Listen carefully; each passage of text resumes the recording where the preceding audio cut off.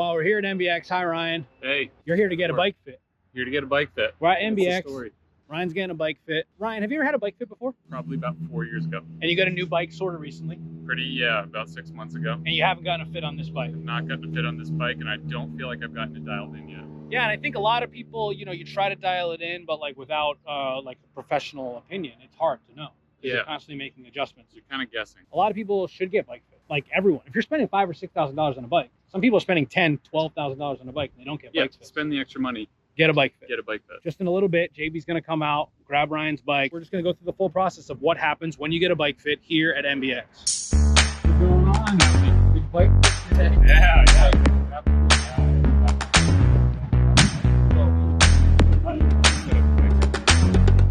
Half the horse.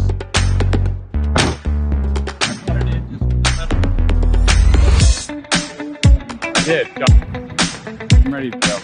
Need one.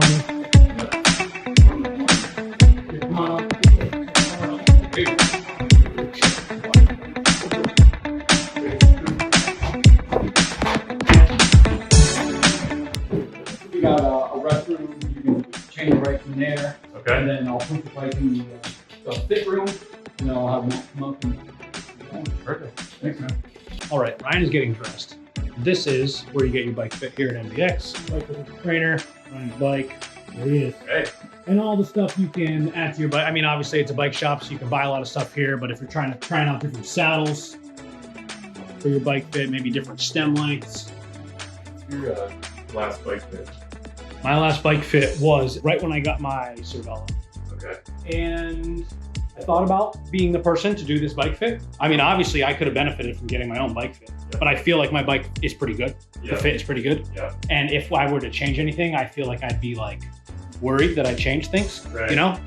But if and when I were to get a new bike, I would probably be buying it through this shop. I did get the Cervelo here, but it was kind of like a weird warranty situation. Yeah. But I definitely would get a bike fit right away. Okay. All right, so I'm kind of just going to be a fly on the wall. Yeah, we're going to do a little interview real quick and then take some measurements.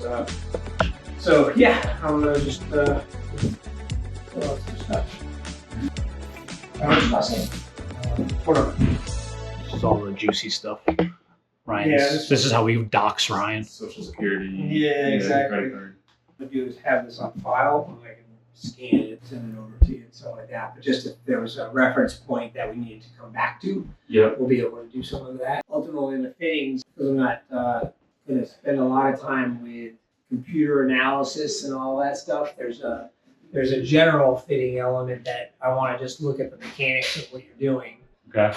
Teach you about what you're supposed to be looking at and feeling when you're on the bike, and then ultimately, as we kind of work this in through the studio time, there's going to be a real-time fit that's going to ultimately be when you're on your bike and spending some time thinking about some of these things that I'm talking about. My challenge is always, I want riding to still be fun for you. And so there's going to be some homework, but it should be fun homework. And it shouldn't be re-analyzing everything about what you're doing on your bike, And so that's part of there's a few visits that are part of the fit that come along with this to where you're giving me some feedback after, just get 2 weeks, whatever. Yeah, after you've gone through.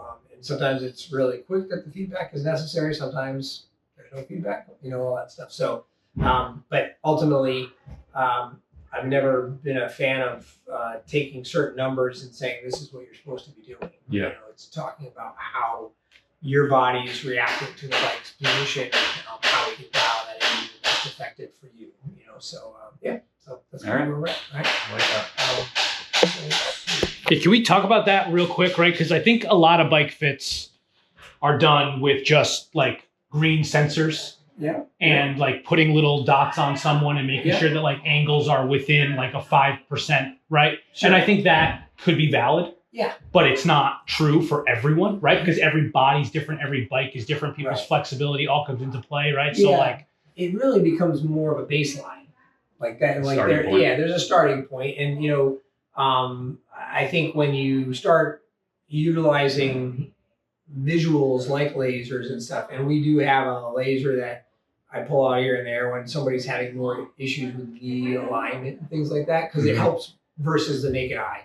Because ultimately, I'm a naked eye guy. Yeah, right. And they're not bad. It's not a yeah. bad thing, but like the human element of a bike fit, like by a professional, is important because there are like apps that you can use, right? And the app might get you close enough, sure. Yeah. But having someone that knows what they're looking at, as opposed to just the camera on your phone, is important. It's really important, and I think there's a lot of conversation that happens within a fit that's talking about, you know, some of your past history. You know, flexibility plays a big role. We can be the exact same size. We can be identical twins, and you're more flexible than I am, so you're going to fit differently. Yeah. You know, and there's going to be a challenge where, the anatomic measurements can be fixed to a point, but the flexibility measurements, and you know, there's a strength piece that's coming into play, especially on road bikes where, you know, your body, you know, I'll use the term, you have to earn this position, you know, and so if you really want to be in an aggressive position, the bike can't make that happen for you without your body actually being involved in that. And sometimes that takes some time, and that takes evolution, you know, muscle memory, you know, fitness level, you know, all that stuff. Those are what we're going to work through and kind of create some baselines for you, and take some of your experience on the bike, some of your feel, and kind of mash that all together and come out with a good result. You know, so sounds great. So I'm just going to take a couple of measurements off of this now, just so I can document kind of a before and after type of thing. You know, so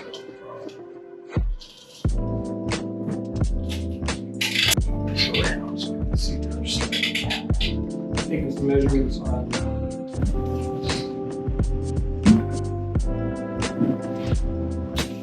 I take measurements. I'm going to ask you to pop your shoes off because this sort of takes a visual cleats. All right. Sorry about that.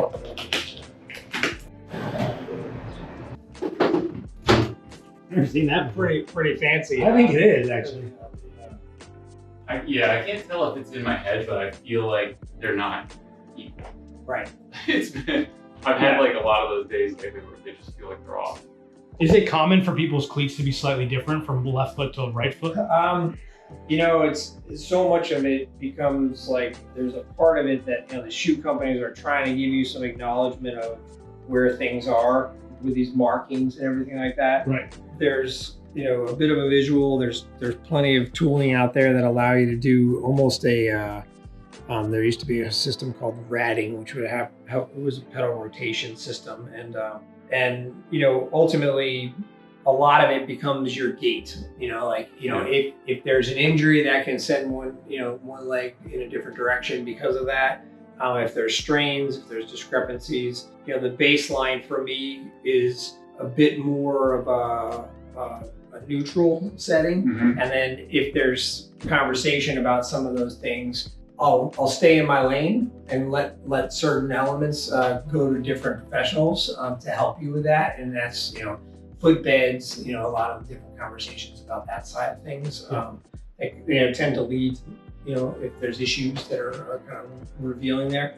The one thing that tends to kind of be revealing in the shoe element is the wear on your foot. That's usually what I'm looking at is, you know, how the wear of one foot is to another, you know, and sometimes that is your dominant leg will tend to be the one that's coming in and out more often. Like that's the foot that you put down all the time, right? So we want to be careful with, you know, wear and tear of one side versus another. Yeah. Because as cleats wear, they become more sloppy because there's less material for them to bind with the back plate of the pedal. Most pedal systems ultimately live off of a spring-loaded plate that's relying a bit more on, you know, this plate is catching the backside of this material on the cleat. As the cleat wears and it's losing material, this doesn't have as much to grab onto. So hang on to. And ironically, you would think because it's wearing, it's going to get sloppier and it's going to get easier to get in and out of. It actually is the opposite. It gets harder because there's not as much material to move the plate, to release the plate to get your foot out. You know, based on looking at it, like the alignment is not off by much. You know, this foot is in a different position in a micro way, and so I'm gonna have you sit on the bike with it before we start playing around with the cleat adjustment on it.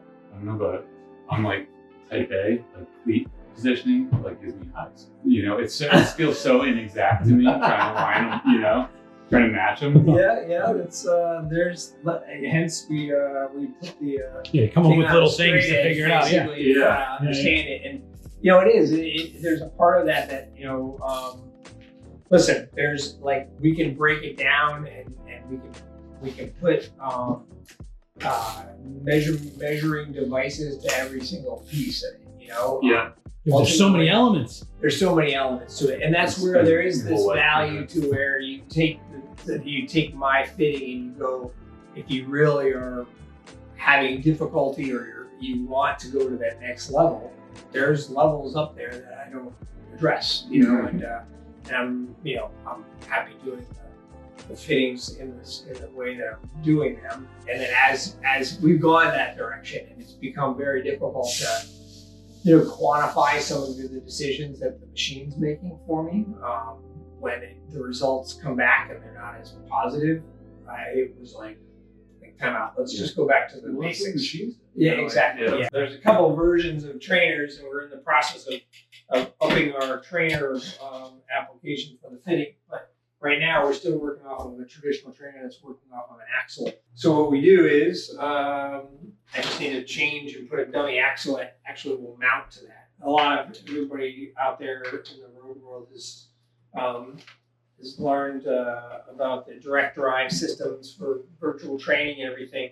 The new ergo versions that I don't have to I would just pull your wheel off, pop it into a trainer. We're going to install the bike on the trainer. Then we'll put a little resistance on this, and then you're going to be able to shift into the gear that you need to. And I want you to relax on the bike. The challenge that people, when they get onto here, they start staring at their feet. They start looking down. Yeah. We don't do that when we're riding our bike. So I want you to find that. Don't over focus on your pedal stroke. Okay. You know, just get you on the bike and start doing some rotation there. So. So, and while you're doing that, we'll do a little bit of chat. Injuries that you should know about. Anything? No. Flexibility. Do you work on flexibility? Do you stretch? Do you do anything like that? Not as much as I should. Yeah. Most of us. I have, spent more time in the past, like the later days. Yeah. Yeah. So. I hear you. How about on the bike? Anything that you're feeling in terms of? So like a one recurring thing that I get is sort of like the burning knot in the back of the shoulder. You know, a lot of more so when I'm fatigued. Yeah, I get that. So there's that. It's kind of like it's been a recurring thing even since I was like mountain biking years ago. Okay. Yeah. Other than that, just since I've transitioned to this bike, I haven't felt quite right, and it's hard to quantify that. Yeah. So I was riding like a gravel bike, like a Cannondale top stone that I was riding, 2 wheel sets. So I'd ride on the road and gravel, and it's sort of a beast of a bike. Yeah. And this is a lot, shorter wheelbase, crazier. Yep. Yeah, your drop on the scooter is more aggressive on the For sure. Gravel. There's a good drop between your saddle and your hands. Yeah. Hand position. So. So that's always. How long have you been on this one? I guess coming up on a year now. Okay. Yeah. One thing I seem to consistently feel is that I'm like, and this may be another one of these things that's like a tiny bit off, but it feels off. Yeah. Is that I'm like twisted or something this way. Yep. And so I find myself readjusting on my saddle a lot to get back into position. Yeah. Your hip line. Have you been to a chiropractor or anything like that? No.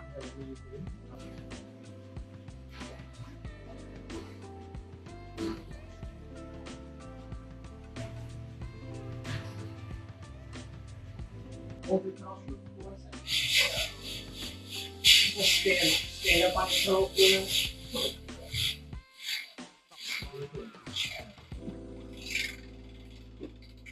All right, you can hop back down. And then just give me a rotation.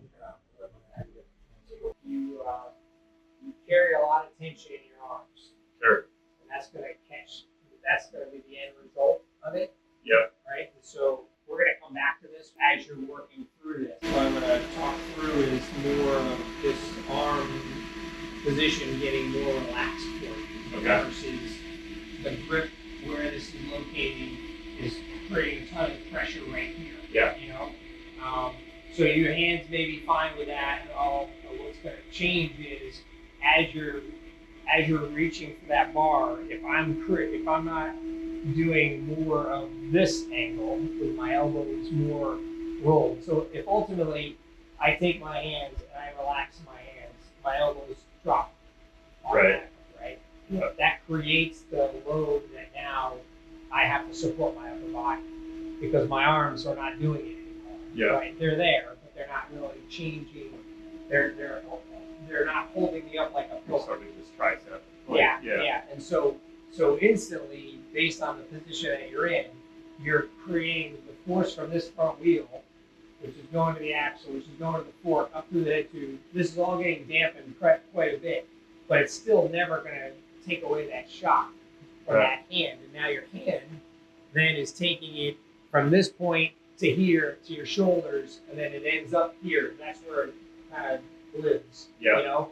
So what I'm trying to do is say, ultimately, let's relax this. These arms need to be doing nothing. Sure. And right now they're doing a lot. Yeah. You know what I mean? Yeah, So, that's always been. and so the challenge is I don't want these to become stops. Like right now, they're back stops for you. They're bumpers, and that bumper is forcing you to hold on to that bar very differently than what you really should need to be doing. Right. Okay. And so if I put a finger in here, back that hand off. Yep. And now hold on to it. Where that hand falls is really where you're trying to relax that grip. Yeah. And I'm kind of like. Yeah. Yeah. And so, there's going to be points in the ride where I need to actually have that compression to help me control the bike. It's a bad road. It's a tough, whatever the situation is. You're really gripping, whether it's in a sprint setup, whatever the case is. We all know those different versions. But in the general riding, I'm trying to really open up that gap so that I'm not actually compressing this on the 80% of my time in the hoods, right? And the more I compress that, the more my hands are kind of forcing a grip to happen. It's like just sticking something in there. My hand wants to do this now, versus relaxing that. And I always say it's like it's a T-Rex. My arms should be like T-Rex arms. They are worthless things for that big dinosaur, right? Okay. So ultimately, they should be doing nothing. Yeah. They should just be controlling the bike by pushing my palm here or pushing my palm there. And now with all this ergonomics and the shifting and the braking, I don't really have to have a big white knuckle grip on that lever to do anything. Right. It's really relaxing that hand, and that then carries to this next step in my arm, where my arm is here now. It's not here. Like that's where your arm is. Yeah. If I do this, it totally changes where my upper body kind of lives, And so I can break that, and I can be more aggressive, but it's going to put more emphasis on my core, because my core is now supporting me. Right. If I sit like this, I'm fine. The minute I do this, I just felt it in my core. Yeah. Right? So I'm trying to eliminate that load going all up, because that's going to be your nemesis. Like that's based on how you hold on to the bar. That's all that's taking place right there. And sorry, are you saying this is like a positioning thing, or this is like me being like, I need to mentally? Yeah. For starters, I'm going to address it right off the bat, because that was the first thing you talked about. That's more you relaxing in your upper body. Okay. Like make it go away. Like all your energy needs to go to your legs. Got it. Because that's what's driving you forward. This isn't, if I'm spending energy doing this, I'm taking energy from my legs. Yeah. Right? And then I'm causing ultimately pain, discomfort. A long ride where my hands starting to get numb. I'm always moving around on my hands, this, that, and the other thing. So those are the things that we want to watch for. Okay. And because you've got a pretty big drop from your hips to your hands, there's a natural lean forward and put load on that. I'm sort of bracing myself against You're bracing it, so now as we go to your seat position, there's a part of your toe of your saddle that can actually help with the support. Like right now, so if you lift up off you can stop pedaling for a minute. If you lift up off of that, where does your pelvis want to fall? Just moving forward, So there's a piece of that that says you got to support your sit bones better. Okay. That'll help unload your hands, right? Okay. Because right now you should be able to sit, and you're ultimately going to still want to fall a little bit forward, but not a lot. And Right. if it's falling a lot forward, that means that becomes your backstop. That's now your stopping point to hold your body up. Yeah. Right? We don't want that. We want your body to stay pretty comfortable in that load without your sit bones kind of really getting crept forward. Got Does it. that make sense? Yeah. All right. So while you're in that spot, I'm gonna have you just rotate a couple pedal strokes forward, but without. So this is a test. When you stop pedaling, don't relax your leg, because the minute I relax my leg, my heel drops. All right. So a lot of times when the seat heights are being adjusted, if I have to take in consideration the length of my foot in what we call heeling. Like we lift our heel up when we ride our bike. Right. The goal is to try to keep that heel down as much as possible, but it's mechanically not possible at certain parts of your pedal stroke, right? So when you come to a stop, for me to get a good knee bend and your angle, you gotta not let your leg relax, because then it's gonna drop. Ah, that was a good one. He passed. So, angleometer. Yeah, we're going. Angleometer. So, That's what that thing's called, angleometer. I could have come up with a better name. It's probably something better than that. Angleometer. Yeah. I call it. Angleometer. Angleometer. I don't know. No, I don't know either. I don't know. All right, so. This thing that gets It's angles. like a toaster. Yeah. Yeah, It's a toaster. yeah. Angleometer. It's an angle thing. The road shoe is designed to basically lift your heel up, right? Yep. So this bend here is purposeful. It's designed to give you all your energy that's coming from your leg into your heel. It wants to get to your toe box. Mm-hmm. All right. So there's a natural piece that your heel is already lifted based on your shoe. It won't sit flat, it wants to lift up off the ground, right? And so when we're looking at this measurement here in your knee bend, this is going to end up, so you're sagging a little bit, which is fine, but that's going to end up lifting up a little bit more, and then your knee actually creates a bit more of a bend there. So what we're watching for is that we're not going too aggressive in the bend, but we don't want to be reaching. A lot of that has to do with how much you heel in your pedal stroke. Some people spend a lot of time really high on their heel. The benefit, if there is a benefit, I'm utilizing my calf more. Where you stay in sort of like a flexion. Yeah, so I'm standing on my tippy toes. My quads just have been relieved of their work. Right. My calf is now doing all the work. Yeah. Right? So when we get fatigued, we tend to start lifting our heels up a little bit more. Yeah. Because we're utilizing our calf. The calf doesn't tell you when it's blowing up. It doesn't have a lactic acid build like a quad does. Everybody knows the screaming leg thing in riding a bike, right? Yeah. Your quads start filling up and you want to relieve them somehow. So we're going to work on the relief in the pedal stroke, but at the same time, that's where you're going to get a little bit of it with a heel raise. You just don't want to rely so much on it because it's not a strong muscle. The thing is, when I do realize that I've been doing it, it's when it's too late and your calves are cramping. Now all of a sudden it's like a softball. You've got a rock in Yeah, there. exactly. Yeah. So there's a part of your pedal stroke that says we're trying to focus on taking that bottom part of your stroke and dragging it back, because that forces my heel to come down.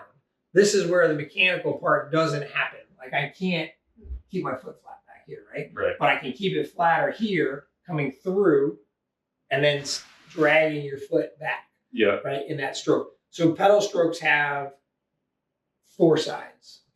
Very odd because it's a 360-degree rotation. But there's a pull up, a push forward, a push down, and a pull back. Mm-hmm. Your goal is to then take those corners and make them round. Yeah. Right? So the pull up is what nobody wants to deal with because that's hard. Mm-hmm. That's like not the muscle that we want to rely on. The push forward is the other piece that's a little bit more challenging. The push down and the pull back are using our quads and our glutes. That's where all of our power is coming from. Yep. And in a road position, they want you to be doing a leg press, basically. The minute we start pulling up, we're doing a leg curl. Mm-hmm. And if you've gone to the gym ever, leg curls weights are very low versus a leg press. You can Oh, for usually, sure. yeah, right. Yeah, the handies get involved. Exactly. You know, so that's the part that we're really trying to reevaluate when we're pedaling. And usually, how you can tell there's a gap in your pedal stroke is if I only rely on one leg to do everything. Mm-hmm. There's a one-legged drill conversation that says I'm going to take one foot out and I'm only going to ride my bike with one leg because I'm clipped in. I should be able to. Yeah. If there's a dead spot in that stroke, which is usually right here in that back hitch, you get the clunk. Yeah. You know, when you start spinning really high at a higher cadence, you get a hop in your saddle because there's a dead moment where this foot hasn't picked up yet and this foot doesn't know what to do yet. Yeah. You know, Okay. I haven't trained it yet, right? And so all of this is really driving at, all right, we're going to get your saddle height corrected with the leg length, but then we're also going to look at where you fall when you, like on this, actually, if we bring this up to here, we're going to look at where this knee falls over the pedal stroke. Okay. Right? Because now that's what's activating our leg where in the biomechanics of your pedal stroke, right? If it's too far back, we're never getting a break for our quads. And if that's the case, you're going to rely on your calves in spots where you shouldn't be relying on your calves because you're trying to give your quads a break and the pedal stroke isn't doing it for you, right? If you're in the right position, the pedal stroke is automatically going to give your quads the break where it needs to be, right? And so the fore aft is critical because that's your femur length. That's where your knee is falling over. And again, the example that I'll use is a triathlete is so far forward because they don't want to use their quad. Okay. They want to run after. I don't care about running. I don't want to run. I wanna Yeah, run you back. tell them. Yeah. Hell yeah. So we're not running, so we want to use this as much as possible. But there's a balance where if we're relying on it solely and not giving it a break within that pedal stroke, we become fatigued way faster than we should. Okay. And so, you know, again, that's where, like, when I'm setting up somebody on a tri-bike, if the pedal stroke is here, they're way forward because they don't want this to be activated at all. It's all about a forward pedal stroke that's using more of their hamstring. Okay. You know, 3/4 of the way versus we're trying to use our quads 3/4 of the way. So that's the next piece that we're going to focus on, and then we'll jump over it. And just based on looking at your knee over your spindle, there's going to be a solve in this that's going to be really, really eye-opening because you're too far back. Okay. Right? And that's changing the dynamic of where that pelvis is falling, and your sit bones are relying on the saddle. That's going to then change this part. So it all kind of matches. It's kind of the goal that we're trying to reach. All right, so let's do a couple pedal strokes, and I want to check that knee, and then let's get into the hood. So you're in your riding position. And then when you come to that stop, yep. All right, so what we're looking at here is you have an ankle, side of your knee point, and then we're going to go up to my hand on your hip. I'm going to find it somewhere in there. This is where dots would come into play, right? So they usually would just so you can put a little sticky there. Yeah. So just remember it. Exactly. Yeah, so there's a dot here, there's a dot here, there's a dot here. Lasers tend to pick that up in a different manner. And really, you're just like finding his ankle bone and then finding where the top of his like tib fib is, right? Yeah. And then you're going up to the top of his femur, essentially. Exactly. Yep. And so, and then what we're doing is we're looking at where the range of his bend is. You know, so we're always trying to. I mean, again, this is a little bit different for everybody, but I'm always looking at it in that 140 range. And so, if it becomes like if it's 150 or it's way down to 130, then we got too much of a bend there. You know what I mean? So. But we want it to be that we're falling a little bit closer to that 140 to range there. So, all right. So that gives me the piece, and now we're going to jump over to the other side and just make sure there's same thing. Yep, same thing. Yeah.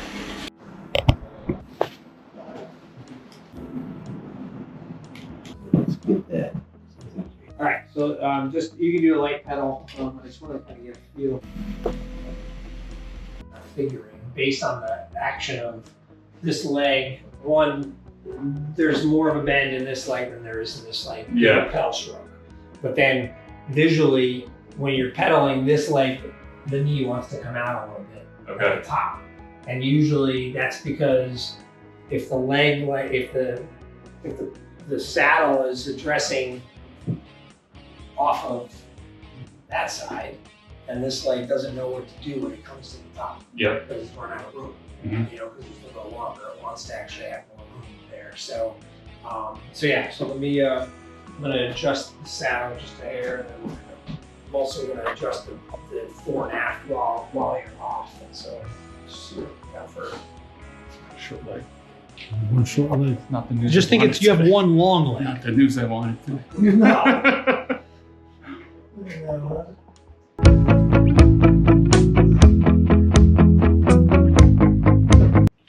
Did you use this saddle on your old bike? No, this actually came with the bike, and it's, I can't remember what width it is, but it's a lot narrower than my previous one.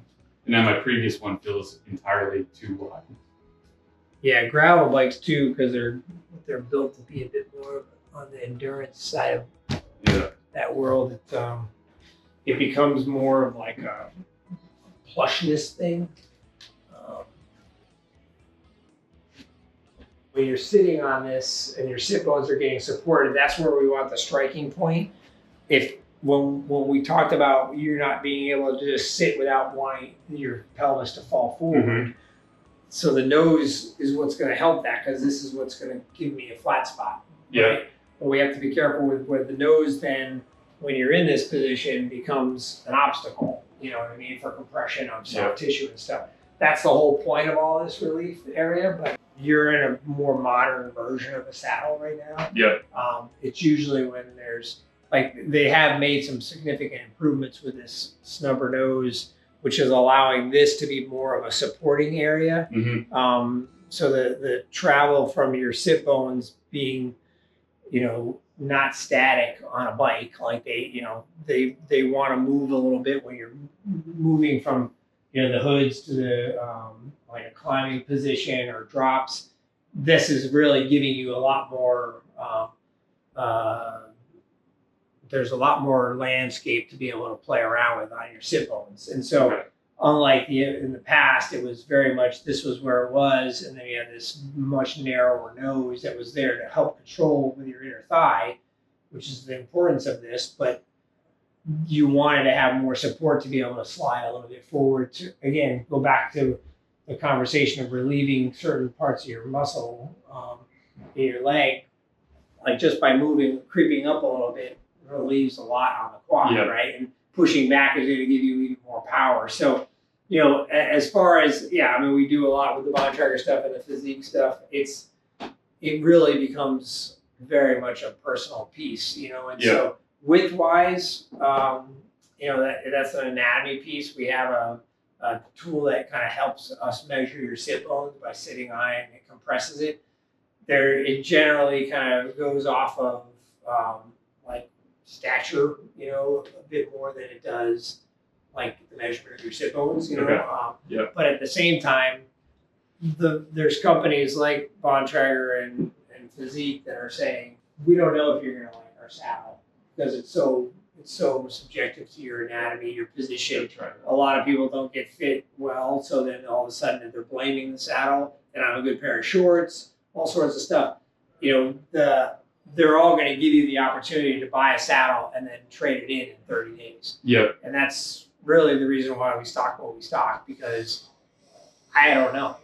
Like, I can talk about the positioning of things, but the sensitivity of, they'll joke and say I could ride on a 2x4, but there's a lot of people that we've gone through 6-7 saddles and, they fit their bike very well, but they can't handle certain positions on the bike. And, so it's, got it. Yeah, it's a trial and error. And again, I'm always looking at it as saying, like, this is ultimately what we're trying to get with on that.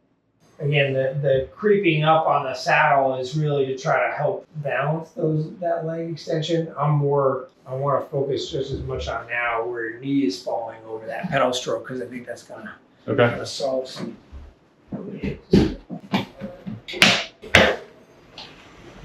Pull the tape back, and we would actually rotate the hoods back on the bar a bit more. So right now they're kind of creating a little bit of a shallow, hole. I call it shallow because it's like there's not a flat plane as much as you potentially would want. Okay. You know, which again, with that drop that you have, it might relax your upper body a lot more than without it kind of being a forcing mechanism. You know, getting there. I think that might be the last piece of it. But I think the saddle itself, how are you feeling with compression on the front? Like in terms of like your groin, like that. Yeah, yeah. So that's going to solve that quite a bit in terms of your ability to really kind of balance out your pelvis. You know, so your pubic bone is not going to be compressing so much off of that front. But I think now you're just sitting in more of the sweet spot of the saddle. Yeah. Right. You know, because I think we move the saddle forward, so now your sit bones are striking. So was I kind of like choking up on it before? Yeah. Yeah. Yeah. And then, so not only was it nose down or, you know, toe down, but it actually, so that was causing the pelvis to kind of drop a little bit more. Okay.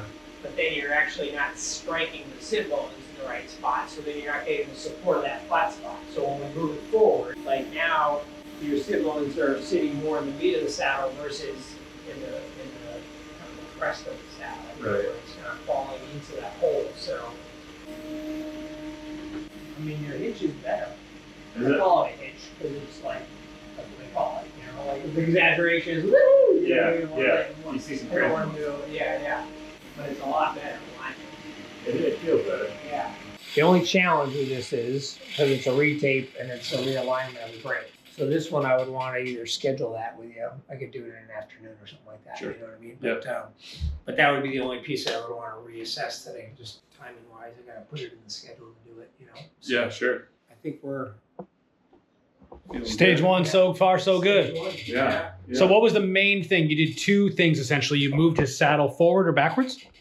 Forward Forward. to have a better knee over spindle Yeah. position. So And it's you also actually allowed- angled it differently, right? Yep, and then so we towed the saddle so his, you know, the base of your sit bone, your base of your hips, your pelvic bone is your sit bones that we're always referring to, Right. needed to be better supported. Right. So ultimately we can do Tilt it micro up so weight adjustments. comes back. Exactly. Yeah. Yeah, it's actually giving him more support right now as a spot where his sit bones are gonna Right. Sit flat instead of like wanting to bring his weight forward, Exactly. Yep. which then alleviates any pressure that was on his hands here. Yeah. Putting in Right. the shoulders. His Yeah. shoulders were feeling, yeah. And again, you're going to spend a little bit of time before we were to do this. Right. So you may look at it and say, I don't need to touch these anymore. Right. Right. Because I just relieved all that strain.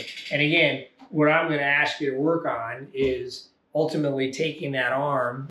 I really find myself wanting to just show you the relaxed position. Let me do this for a second. You want to hop on? No, I want you to stay on. I want you to see it and do it while I'm doing it. I'll be right back. Is that where you normally keep your hands? Do you normally keep your hands on top of your hoods? Why? Like Yeah, that? a lot of times. I mean, even like sometimes Yeah, I'll so sit that's- in here. I sit there a lot. It's very Yeah. comfortable. I kind of like that. Yeah. But again, it's like one of those positions where I feel like I'm doing like the hoods are really doing a lot of the work, keeping me upright. Right, and they shouldn't be. They should be there to steer the bike, but they shouldn't necessarily be there to like, keep all of that pressure, which Right. makes sense, right? If there's all that pressure there, then you're gonna have pain up here. Yep. Yeah. I'm just going to tease John a little bit. Oh my God. Oh, There it is again. All right, look at it. John had his eye on the elliptical. So, yeah. Look at this thing. So the idea is I want to be able to really have like this is the position that you're in. Yeah. Right? So you can see you're already in a better place just by giving me a finger gap there, right? Okay. Because I can't, it's a conscious effort to not put my hands deep into that hood, right? Yep. So then I'm doing that, and then, but if I don't do anything with my arms, I'm still creating a huge amount of tension. Like I can feel it. It's only been a couple seconds, right? But the minute I do this, I've just relieved everything all the way through my shoulders. Like now it's gonna fall on my core, and then potentially I'm gonna have to deal with a little bit more of my neck activity. Okay. Right? But I'm really just trying to and again, all I'm doing is relaxing my arms. And it's hard to do because you feel like you have to control the bike with your arms and your hands. Yeah. I gotta say, it feels like my heel almost wants to slide into that Yeah. dip there. Yeah, exactly. And so there's a part of that says, all right, well, if that dip becomes a problem and it's dictating too much, Yeah. that's where we want to move that so that the hoods can kind of be a little bit more supported in that zone, right? All these ergonomics are designed so that you're really spending a lot of time here. And so I'm fine with that. I just don't want your arm to find itself doing all the support. Yeah. Because you're going to feel it in your neck. You're going to feel it in your shoulders because all the shock is now taken right up to that versus if I do this, all the shock is, I want my arms to be a shock absorber.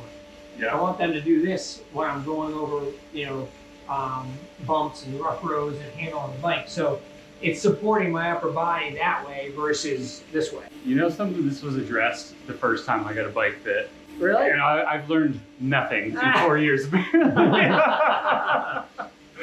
So it's a piece of, I honestly say it to 100% of the people I fit. Yeah. Because it's like the car analogy of driving in the snow and we immediately do this. Right, yeah. And it's not gonna help us control the car any different, but it's a reactionary piece. Or riding a bike with a little skinny tire going really fast, with a lot of people around us, we want to have more control over that front end. Yeah. We don't need, our hands don't need to be involved in that. Right. As far as the control. It's very much I'm steering my bike with just, I don't even need to have my fingers could be like this. Yeah. Yeah. Well, nobody wants to do that because they're afraid it's going to do this. Honestly, you can ride a lot just like this. You have to do this to brake, you got to do this to shift, but you don't need much of this action going on. Yeah. So it's just like a mental block. It's a mental block. Yeah. I mean, and it's very, very common. It's a safety thing. I'm not condoning going out and riding like this with your, the palm of your hand, but it forces you to address the fact that you don't have to grab a hold of that bar and then suddenly throw tension because you can see, like, your arms are so much more relaxed than the first time you got on here because you're fit, you're kind of ripped in the arm area there, but with your I know earlier you were like, I don't know if you ever go to a gym. This guy definitely And so he's done a leg press or two, I think. But it literally is like, all right, I'm either like this or I'm like this. Yeah. Right? And this is that little lock. Yeah. And it's causing a lot of tension and it's creating, again, like we talk so much about how we want to be more efficient and we'll have aero wheels and our bikes are aero and all these things. The best way we can make our body to be efficient is to get rid of that stuff. Like I'm losing power through my hands. Yeah. Yeah. Like your upper body, your whole, this part is, my body has to send energy to this to do this. Yeah. I don't want it to do anything. That's why I use the T-Rex thing. What I mean? It's gonna be my signature fitting thing. I'm gonna get like a thing where it's just T-Rex. Let's do it. Fit by Matt. Let's get you a little T-shirt. Yeah, exactly. Yeah. Because they really should be insignificant Right. in the action, especially on a road bike. Because your mountain bike is a totally different experience. You got to go gravel. Where you're in certain circumstances where the control of the bike becomes more critical. So even then, I found that's how I started riding bikes, with mountain biking. Yeah. And I was always so tense, and it would like throw me because I would always try to muscle the bike around stuff, and rather than being fluid. Do a lot more of the work. Yeah. Yeah. It's a mechanical advantage. It's this piece that it is designed to give you this mechanical advantage. Let it do everything it's supposed to do. Yeah. And these bikes are amazing. Like they can ride themselves. You know what I mean? Like they really have so much like balance to them. Right. A frame wants to stay up. A wheel wants to stay up. Right. Let your wheel do the work. Yeah. Right. Exactly. Yeah. So I think we're on right now. Sounds good to me. And then you're just going to give me some feedback on this because we can easily, that's the last little tickle there that might just give you a little bit more relaxed effort with your hands to help this, kind of conversation, not develop into a natural position for you. Yeah. Yeah, I'd love to give it a shot. Yeah. Great. Cool. All right. So a little bit of homework for Ryan, but this session is complete, pretty much, right? Yes. Yeah. Yep. Cool. Thanks, Ryan. Thank you. Thanks, Matt. Thanks, Mike. So we'll take this out. I mean, maybe not today, but I think we should even follow up here. See how it feels when you're riding outside, and then how the conversation continues, right? Because if you come into MBX and you get a bike fit, it starts here, but doesn't end here necessarily. The conversation can keep going, and Yeah, it's depending on what actually adjustments are made. necessary to have some more feedback over time. Yeah. Right? So I think that's the piece that gets a little forgotten about is that, you know, once it's like up, it's this fix, and I should be all set from here on out. So people shouldn't feel shy coming back and saying, giving you some not feedback. at all. Yeah. You know, because ultimately you're in a fixed setting. You're not having to handle the bike at all, right? Like the bike is being held up for you. And then you're going to get out and conditions are going to change how your body's responding to your bike underneath you. Right? So those are the parts now that, there is some stuff that I spend time wanting to have a conversation about what we're doing versus this is what it needs to be done and let's just do it, so that you're out there now conscious, like this is now top of mind, right? Yep. Your leg extension's top of mind, your saddle position on the saddle. Am I now in a long, after 30 miles, is the nose of the saddle starting to bother me? We don't know, because you got to get out on the bike and have that sustained position, you know? And so, so those are the parts that we created a baseline that we can play around with and adjust from. So, yeah. Makes sense. Awesome. Ready?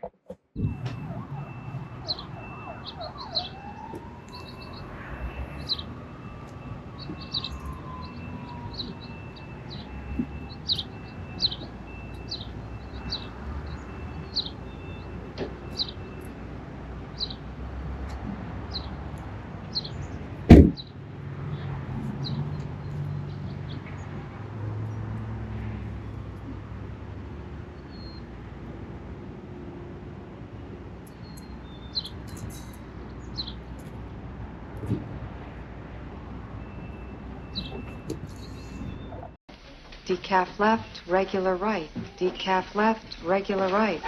It's very challenging work.